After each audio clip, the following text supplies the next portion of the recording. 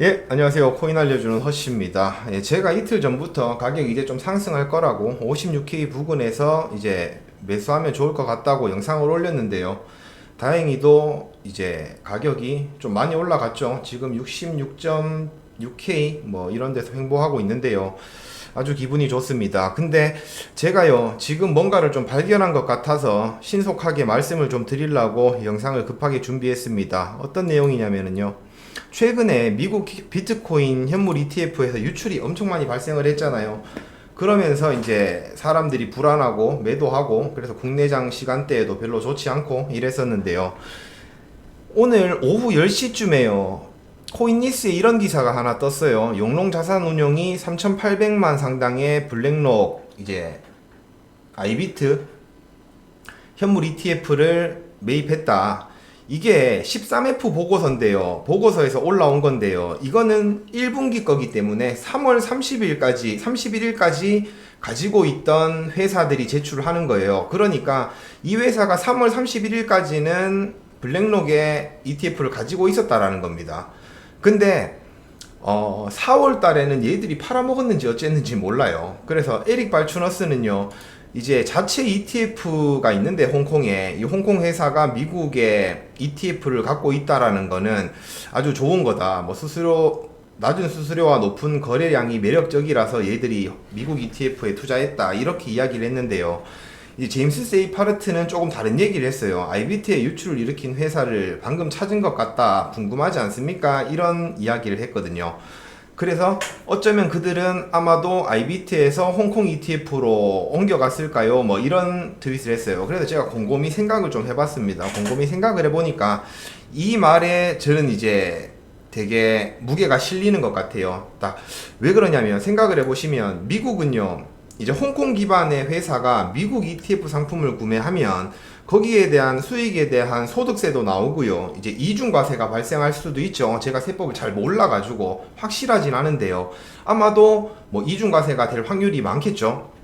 그러다 보니까 홍콩은요, 되게 이제 세금 관련해서 전 세계에서 가장 저렴하다고 볼 수 있거든요. 그러니까 홍콩에 기반을 둔 회사들은 미국 ETF를 구매하는 것보다 자기네 홍콩 ETF를 구매하는 게 세금 측면에서 엄청 유리할 것 같다라는 거죠. 그리고 미국은 지금 담보율도 제로로 만들었기 때문에 이제 홍콩 기반의 회사들은 자기네들 ETF를 구매하는 게 좋을 것 같다. 이런 추측이 들더라고요. 그래서 거기에 조금 더 무게가 실리는 게 요날 미국 시간으로 5월 1일 날요, 엄청 큰 유출이 발생을 했잖아요. 이때도 이게 왜 이런가, 정말 이게 DTCC 때문인가 라고 생각을 했는데, DTCC 플러스 이제 ETF를 구매했던 회사들이 손익 분기점에 가까워졌다라고 생각을 해요. 56K까지 떨어지면서 이제 손익 분기점에 가까워지니까 수익 본 게 별로 없기 때문에 뭐 세금을 낼 것도 많이 없겠죠. 만약 이걸 매도한다고 해도. 그래서 얘들이 이때 이제 많이 매도를 하지 않았나, 그렇게 저는 생각을 하거든요. 홍콩으로 옮겨가기 위해서. 그래서 이제 시나리오를 한번 쭉 보면 뭔가 되게 아구가 맞아 떨어진다, 저는 이렇게 생각을 하고 있거든요. 지금 어디에도 이런 내용에 대해서 언급이 없어요. 이게 뭐 어떻게 제 말이 맞아서 막 뉴스 기사가 나오고 코인니스에 올라오고 이럴지 어떨지 잘은 모르겠지만, 제가 예상하는 거는 요런 상황이다 라는 생각이거든요. 그리고 이제 얘들이요, 5월 1일 날 매도를 했으면요, T 플러스 1인지 T 플러스 2인지 제가 모르겠습니다. 잘 모르겠지만 어찌됐든 얘들이, 우리도 주식이 그렇잖아요. 이제 판다고 해서 바로 돈이 들어오는 게 아니라 뭐 하루 이틀 있다가 이렇게 들어오니까요.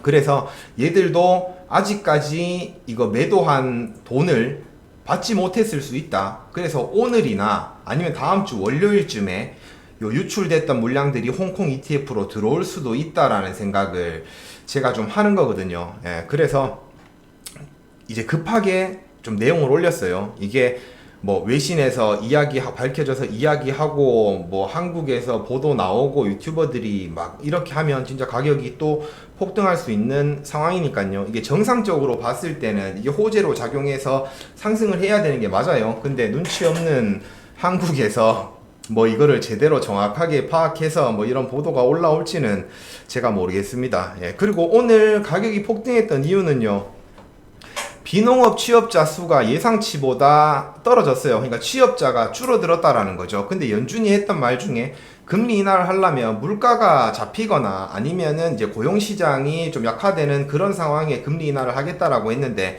취업자 수가 줄어들었다라는 거는 이제 금리 인하 가능성이 조금 높아진다라고 볼 수 있겠고요. 실업률도 예상치보다 좀 높게 나왔고, 예상치가 3.5였는데 3.9로 나왔고요.